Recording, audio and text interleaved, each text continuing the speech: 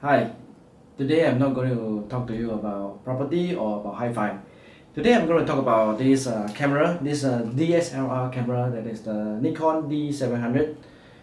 This is a pretty old camera. From the launch day until now is about 14 years, and this is the I think the very first Nikon's full frame camera for semi-professional use. Their professional line is their D3 D4, right? So this is a D700, and this is the first affordable full frame semi-professional DSLR that most professional wedding photographer uses. Right.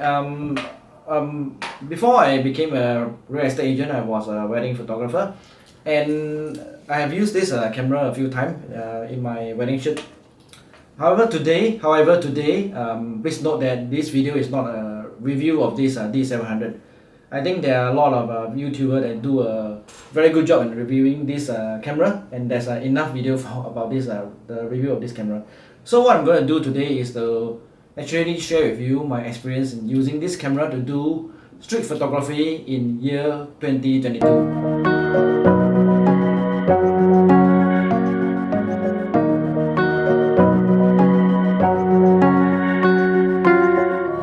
Okay, my name is Dave. I'm from Singapore. So yesterday I brought this camera out to the Little India in Singapore to do a street photography. We started out at about 6 p.m. So throughout the shoot we end at about 9. So there's a lot of chance to test the high ISO performance of this camera. During the year when they launched this camera, in that kind of technology limitation, it is believed that if you have a large sensor that is a full frame sensor and you have low pixel count, this is I think 12 megapixel, and then you have very good noise performance. During that time it was true, even a few years after that, right after the launch. However, if compared to today's camera, even the APS-C with higher megapixel count, for example Fujifilm, the Fujifilm, they just launched this XH2, which has a 40 megapixel on the APS-C sensor, and the noise level, when I look at the DP review, right, it's actually better than this D700, and also because of the better processor, right, and algorithm.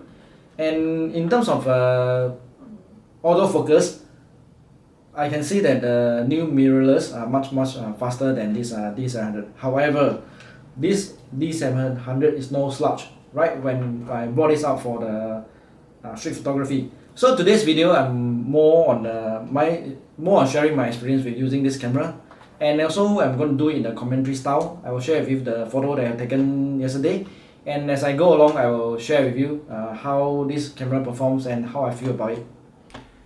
We started our shoot at the Little India Tekka market at 6 in the evening. This is when the sun was about to set. We love this colorful staircase, and with the sunshine striking the glossy surface, it's actually reflected a very nice tone, very nice warm tone. At this point, I think the Nikon's 3D matrix metering did a very good job.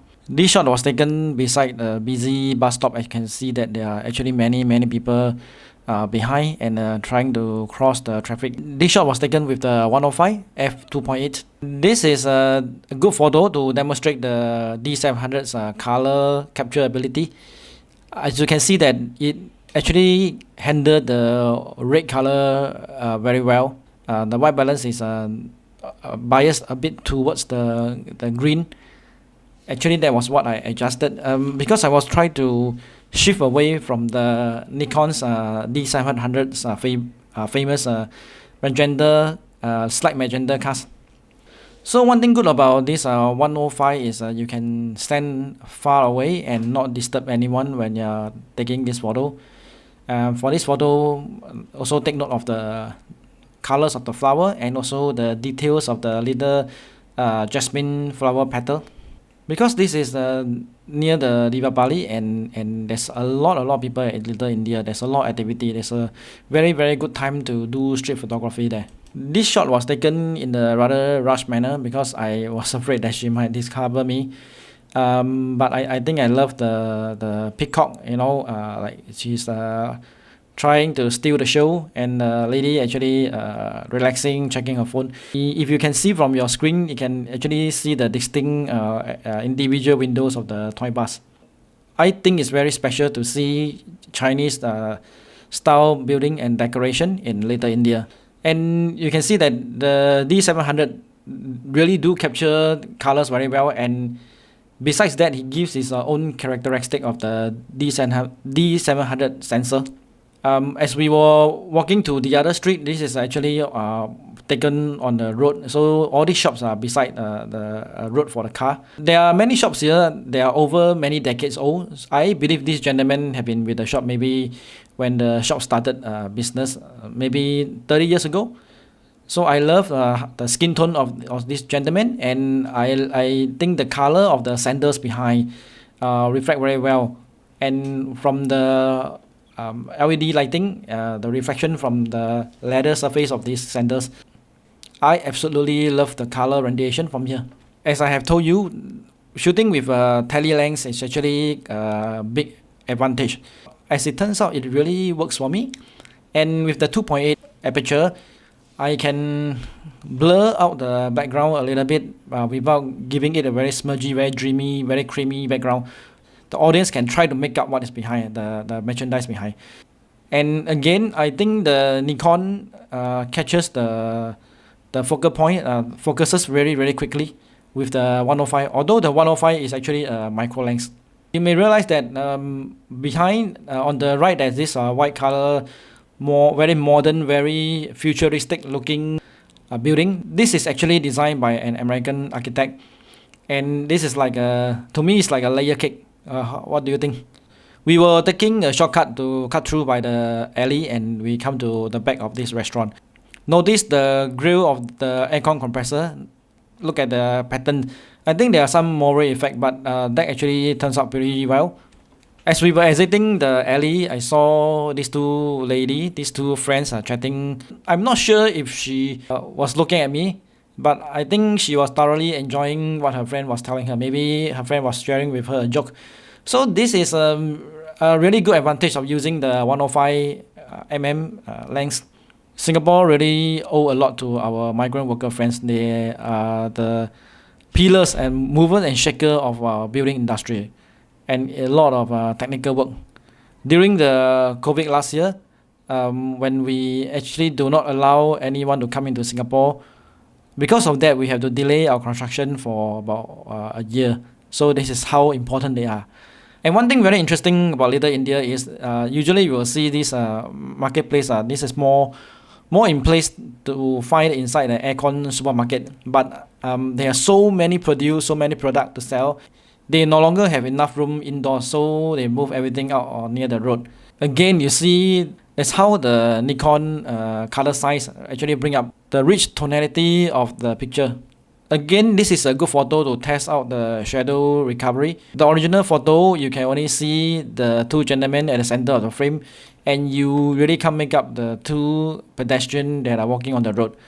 So after a pulling of the shadow, I can see the pedestrian, and then by recovering the highlight, we can see the pattern of the checker shirt that this one of the gentlemen is wearing, and also all the customers inside the shop.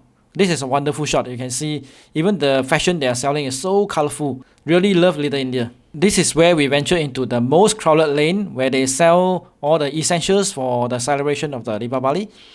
I have a feeling that this store owner, this gentleman, must have been standing there for hours, and maybe he was just a bit tired, with answering so many questions from the customers. I like the Nikon metering system that gives a very good average and balanced lighting. For this shot, I didn't really adjusted exposure or even the shadow details. This is just turned out as it is. This is my second favorite shot of the night. Beautiful Indian sister so engrossed with choosing the ornaments, the decoration for her home. Look at how busy, how much product they have hang out in the limited space that they have outside their shop.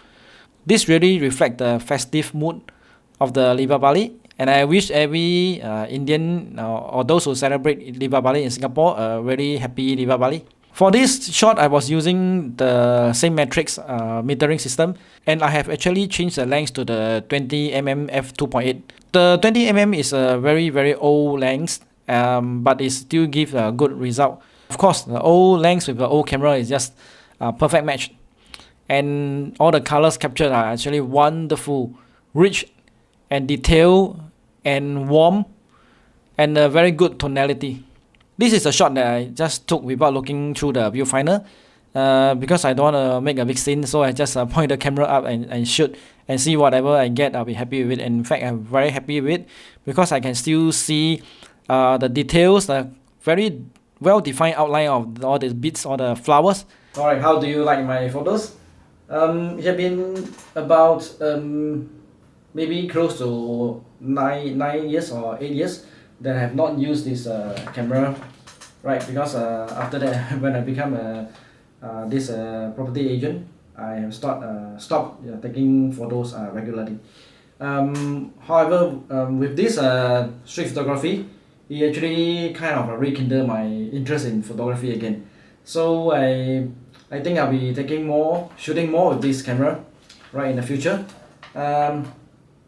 Maybe probably I will get a mirrorless right when the time is right, but for now I think this camera is very attractive. I'm going to play with the high ISO, even higher ISO setting for my next shoot. Alright, then they will see how's the result. Right, thank you and bye.